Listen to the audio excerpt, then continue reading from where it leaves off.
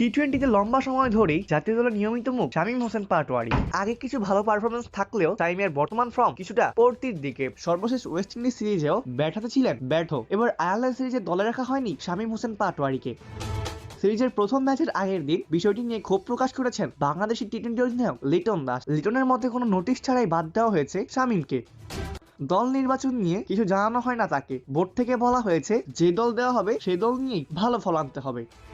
লিটনের কথার জবাব দিয়েছেন জাতীয় দলের প্রধান নির্বাচক গাজী আশরাফ হোসেন লিপু। ডেইলি সানকে লিপু বলেছেন, সবসময় এটি আমাদের প্রক্রিয়া। আমরা অধিনায়ক এবং কোচের মতামত নেই এবং পরে নিজেরা চূড়ান্ত সিদ্ধান্ত দেই। ফলে আমাকে সবকিছু অধিনায়কের অনুমতি নিয়ে করতে হবে, বিষয়টি এরকম নয়। আমরা আমাদের প্রক্রিয়া অনুসরণ করি। হয়তো লিটন শামীমের পারফরমেন্সে সন্তুষ্ট ছিলেন, হয়তো আমরা শামীমের পারফরমেন্সে সন্তুষ্ট ছিলাম না। দল নির্বাচন প্রসঙ্গে লিপু আরো বলেছেন, আমরা অধিনায়ক এবং কোচের মতামত নেই এবং তারপর নিজেদের চূড়ান্ত সিদ্ধান্ত জানাই। সবসময় সবকিছু সমানভাবে রাখা সম্ভব নয়, এটা খুবই সাধারণ একটি ব্যাপার। নির্বাচকরা মনে করেছেন সাম্প্রতিক ফর্ম বিবেচনায় শামীমের প্রথম 2 ম্যাচে দলে সুযোগ পাওয়ার দরকার নেই। একটি বার্তা দিতে হবে, আরো উন্নতিও করতে হবে। বিষয়টি একদমই সাধারণ।